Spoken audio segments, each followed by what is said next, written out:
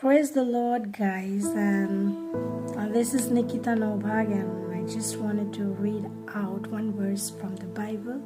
So मैं आपको book of James से पढ़ के सुनाना चाहती हूँ, and it says like that. James 4:8. It says like that. Draw near to God, and He will draw near to you. Then humble yourself in the sight of the Lord, and He will lift you up. तो आज का verse से मैं आपको ये बताना चाह रही हूँ कि अगर हम लोग किसी भी चीज़ में बढ़ना चाहते हैं ना, तो हम लोगों को सबसे पहले हम्बल होना सीखना पड़ेगा.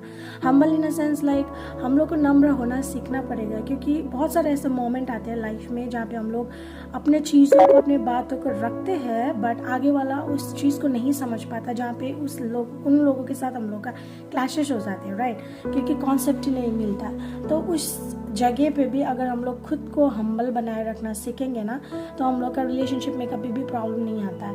और हम लोग एक ऐसा पर्टिकुलर मोमेंट आता है जहाँ पे वो आगे वाला इंसान भी समझ आता है कि हाउ हम्बल ही इज़ और सी इज़, की मतलब ऐसे सिचुएशन में जहाँ पे मैं नहीं समझ रहा था कि इसने अंडरस्टैंड किया बोल के, राइट.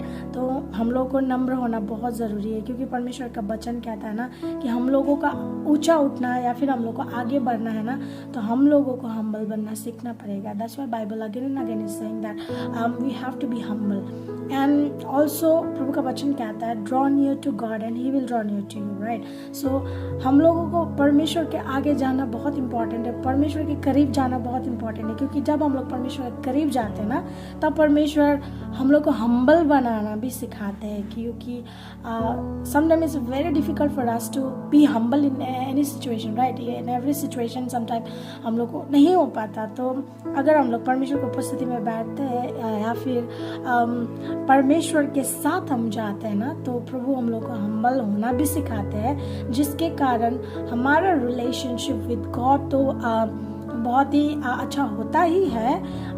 लेकिन लोगों के साथ भी जब हम रहते हैं ना, तो हमारे जीवन से भी परमेश्वर की महिमा होती है. प्लस हमारे जीवन से भी कभी भी हम लोग किसी को हर्ट नहीं कर पाते. क्यों बोलने से हम लोग का लाइफ में वो पर्सनालिटी नहीं होता है, मतलब वो नेचर ही नहीं होता है जहाँ पे हम लोग एक दूसरे को हर्ट कर सके, राइट.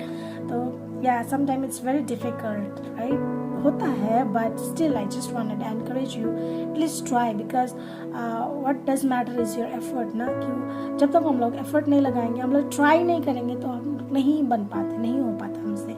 तो through this verse I just want to encourage you, be humble, try to be humble, and always परमेश्वर को प्रायोरिटाइज कीजिएगा, क्योंकि जब तक हम लोग परमेश्वर के आगे नहीं जाते ना, हमसे नहीं होता है. तो thank you so much for listening and giving your precious time. और आज का वचन से आशा करती हूँ कि आप भी आशीषित हो गए हैं, और मैं तो आशीषित हो ही गई हूँ, क्योंकि परमेश्वर का वचन बार बार हमको बहुत नई नई चीज़ें सिखाते हैं. तो परमेश्वर का वचन पढ़ना भी बहुत इंपॉर्टेंट है, राइट.